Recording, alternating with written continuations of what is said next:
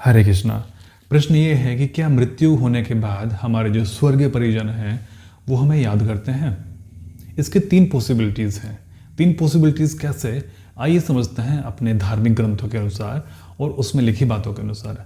सबसे पहली पॉसिबिलिटी ये है, या तो आत्मा बुरी है। दूसरी पॉसिबिलिटी ये है, या तो आत्मा बहुत अच्छी है।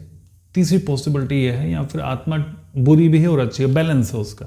ठीक है, तो इन तीनों में पॉसिबिलिटीज़ कैसे हैं? तो सबसे पहले हम बात करेंगे कि जो आत्मा बैलेंस है, यानी कि अच्छी भी है बुरी भी है, उसने पिछले जन्म में अच्छे कर्म भी किए हैं और बुरे कर्म भी किए हैं। जब उसकी मृत्यु होती है तो मृत्यु होने के 3 दिन तक वो अपने घर परिवार वालों को देखती है, ऑब्जर्व करती है कि यहाँ पर क्या चल रहा है, कौन लोग उसके बारे में क्या बात कर रहे हैं, क्योंकि उसको आगे प्रगति करनी है ना।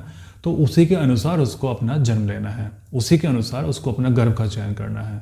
ठीक, तो वो 3 दिन तक अपने घर में रहती है और फिर 3 दिन के बाद में अगले 10 दिन वो टहलने जाती है बाहर। वो जहाँ जाना चाहती है वहाँ पर जाती है। और फिर 13वें दिन, इसलिए हमारे यहाँ पर 13वीं बनाई जाती है हिंदू धर्म में कि किसी की मृत्यु होने के बाद 13वें दिन 13वीं इसलिए मनाई जाती है क्योंकि वो आत्मा अपने गंतव्य की ओर प्रस्थान कर चुकी होती है। उसका क्या गंतव्य हो सकता है? गंतव्य वो जो उसका आगे आने वाला स्थान है जहाँ पर उसको पहुँचना है। कर्म भी उसके बुरे भी ठीक है, अच्छे भी ठीक है, दोनों समान है। तो वो लेगी एक नए गर्भ का चयन। तो 13वें दिन वो एक गर्भ का चुनाव करती है, तो वो किसी और गर्भ में जाके स्थापित हो जाती है, यानी कि किसी और गर्भ में वो प्रस्थान ले लेती है या फिर स्थान ले लेती है और अपने माता पिता का चयन कर लेती है ताकि उसकी प्रगति आगे हो सके।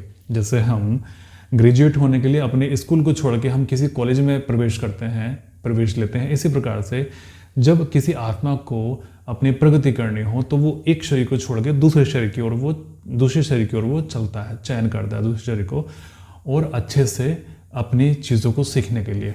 ठीक है, दूसरी पॉसिबिलिटी है, अब हम लेते हैं जो आत्मा बहुत बुरी है, जिसने पूरी जिंदगी बुरे कर्म किए हैं, शराब पी है, नॉनवेज बहुत खाया है, जीवों पर अत्याचार किया है, बिना बात के अपने जीवों की हत्या की है अपने केवल और केवल जीव के स्वाद के लिए, और मतलब जितने भी बुरे कार्य हो सकते थे वो बुरे कार्य उसने किए हैं। ये बुरे कार्य करने के बाद में जब उसकी मृत्यु होती है वो 3 दिन तक अपने घर परिवार में रहती है, ये देखने के लिए कि लोग उसको क्या कर रहे हैं। अगले 10 दिन वो इस दुनिया में भ्रमण करती है देखने के लिए, और 13वें दिन उसको चूज करना होता है कि वो नीचे नरक लोक में जाए, यानी कि उसको जन्म नहीं मिलेगा, क्योंकि हो सकता है कि उसके अनुरूप कोई गर्भ इतना बुरा उपलब्ध ना हो जितने बुरे उसने कर्म कर रखे हैं, है ना। इसमें कुछ चीज़ें हैं कि मान लीजिए जैसे कोई बुरी आत्मा है और उतना ही बुरा गर्भ अगर उसको मिल जाता है तो वो बड़े आराम से उसमें चली जाएगी, उसमें जाके स्थान ले लेगी कि चलो ठीक है, मैं भी बुरा हूँ, मेरी माँ भी बुरी है, चलो मैं इसमें प्रस्थान कर लेता हूँ, आगे जाके मैं और बुरे काम करूँगा। इसलिए दिन ब दिन दुनिया के अंदर बुरे बुरे काम बढ़ते चले जा रहे हैं और अच्छे काम लगातार घटते चले जा रहे हैं। क्यों? क्योंकि बुरी आत्माओं का कब्जा है यहाँ पर आजकल।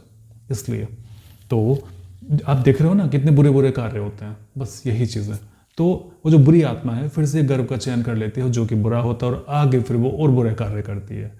लेकिन अगर उसने कार्य किए हैं बहुत बुरे और उसके अनुरूप कोई गर्भ नहीं है तो वो फिर दूसरे लोक में चली जाती है, जिसको हम कहते हैं नर्क लोक, यानी कि 3rd डायमेंशन में। हमारे 3rd डायमेंशन में जाने के बाद में वो अपने प्रियजनों को कोसती है, क्योंकि उसका नेचर तो वही है गंदा, वो सुधर कैसे सकता है। उसको वहाँ पे प्रताड़नाएं मिलती हैं, वहाँ पर उसको चैन नहीं मिलता, लेकिन वो फिर भी प्रयास करती है कि उनको परेशान करे, लेकिन वो तीसरे लोक से परेशान नहीं कर सकती। इसलिए आपको फिर से उसको मृत्यु लोक में आना होता है आत्मा के रूप में। और आत्मा के रूप में जो भी व्यक्ति जिस व्यक्ति की भी विल पावर यानी कि इच्छा शक्ति बहुत कम होगी, वो उसके अंदर प्रवेश करने की कोशिश करेगी। विल पावर क्या चीज़ होती है, या इच्छा शक्ति क्या होती है, या फिर आभा मंडल क्या होता है, कि आपने देखो कि जब आप बहुत खुश होते हैं तो आपके शरीर के चारों तरफ आपको खुशी महसूस होती है। आपको लगता है कि जैसे आपके शरीर के अंदर कोई एनर्जी फूटने वाली है। ये क्या होता है, ये जो आपका आभा मंडल है ये आपके शरीर के चारों तरफ इसने एक शेप ले ली, जिसको कहते हैं ऑरा। यानी कि जो आपकी शक्ति है वो आपके शरीर के 1 फुट 2 फुट 3 फुट दूर तक भी वो आपका आभमंडल घिरा हुआ है, एक अंडे की तरह। यानी कि आपकी जो ऊर्जा है वो आपके शरीर के चारों तरफ एक सुरक्षा चक्र बना चुकी है। जब आप बहुत प्रसन्न होते हैं तब लगता है ना कभी कभी, आज तो पता नहीं मैं क्या कर दूं, आज तो बहुत एनर्जी है, बहुत खुश हूँ आज तो मैं, इवन मुझे भूख भी नहीं लग रही है, बहुत खुश हूँ मैं अंदर से, ऐसे। और जब एक व्यक्ति डिप्रेस्ड होता है तो उसकी जो शक्ति होती है वह सिकुड़ जाती है, यानी कि उसके शरीर का जो स्पेस है वो खाली हो जाता है, वीकनेस उसको लगती है। तो जब उसके शरीर का स्पेस खाली हो जाता है तो एक दूसरी आत्मा के लिए वहाँ पर स्थान मिल जाता है। वो दूसरी आत्मा वहाँ प्रवेश करती है। प्रवेश करने के बाद में उस आत्मा के जितने भी संस्कार थे, मैंने पिछली वीडियो में बात की थी आपसे, वो थर्ड माइंड, तीसरा माइंड, जितने भी उसके संस्कार हैं उसकी बॉडी पर प्रभाव पड़ने लगता है। हमारी बॉडी केवल एक शरीर के लिए बनी है, एक सूक्ष्म शरीर के लिए नहीं, एक आत्मा के लिए बनी है। तो वो दोनों चीज़ें जब एक शरीर में आ जाती हैं तो शरीर को बीमार कर देती हैं, जिसके लिए हमें उपाय करना पड़ता है फिर किसी दिव्य दरबार का। ठीक है, तो ये होगी बुरी आत्मा के बाद में। तो बुरी आत्मा आपको याद तो करती है लेकिन आपको केवल परेशान करने के लिए, वो आपकी भलाई के लिए नहीं याद करती। तो जितने भी परिवार के लोग हैं, और अगर आपके पूर्वजों ने बहुत गंदे कर्म किए हैं, बहुत बुरे कर्म किए हैं, उनको याद मत करना, वरना वो भूत बन के आपको परेशान कर देंगे। अब बात आती है यहाँ पर तीसरे वो लोग जिन्होंने बहुत अच्छे कार्य किए हैं इस जीवन में, अपने सब कुछ बहुत अच्छा किया, मन से उन्होंने बहुत अच्छा सब कुछ सभी के लिए सोचा है, तो वो लोग हमेशा आपका भला चाहेंगे। फिर वो लोग मृत्यु होने के बाद 3 दिन तक आपके घर में घूमते हैं, फिर इस संसार में घूमते हैं, और फिर 13वें दिन ऊपर के लोक में प्रस्थान करते हैं, जिसको हम कहते हैं देवलोक। एक देवदूत बन के वो आपको लगातार प्रोटेक्ट करते हैं, लगातार वो आपको देखते हैं आप क्या कर रहे हैं।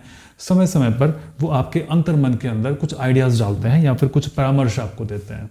जैसे कि आप रात में सोने के बाद में आपने स्वप्न देखा कि उन्होंने मुझसे ये कहा है, देखते हैं ना कि उसकी मृत्यु हो चुकी है बट उन्होंने मुझसे ये कहा है। तो इस तरीके से वो आपको परामर्श देते हैं, आपको सलाह देते हैं, आपको अच्छी अच्छी बातें बताते हैं, तो वो आपको हमेशा याद करते हैं। तो यहाँ पर हमने क्या मिला, जो बुरी आत्मा है वो आपको याद तो करती है लेकिन केवल आपको परेशान करने के लिए। जो अच्छी आत्मा वो भी आपको याद करती है, वो देखती है आपको, लेकिन आपको मदद करने के लिए, ताकि आप अच्छे से प्रगति कर सकें। आपके दिमाग में अच्छे से आइडियाज़ वो डालती है ना, वो स्वप्न में डालती हैं, आपके अवचेतन मन में वो आइडियाज़ आपको डालती है, ताकि आपका अंतर्मन, अंदर से आवाज़ आती है ना, मेरी अंदर से आवाज़ आती है कि ये चीज़ गलत है, मुझे ये नहीं करनी है, तो आपके अंदर से वो चीज़ें डालती है। और तीसरा, जितना अच्छा किया है ना बुरा किया है, वो अगला गर्भ को धारण कर लेता है। तो ये है आत्माओं का जो जीवन चक्र ये होता है। मुझे लगता है कि आपको बहुत अच्छे से समझ में आ गया होगा। इसी तरह के वीडियोस देखने के लिए चैनल को आप सब्सक्राइब कर लीजिए। आपके प्रश्न तो आप मुझसे अवश्य पूछेगा। परमात्मा सभी का भला करे।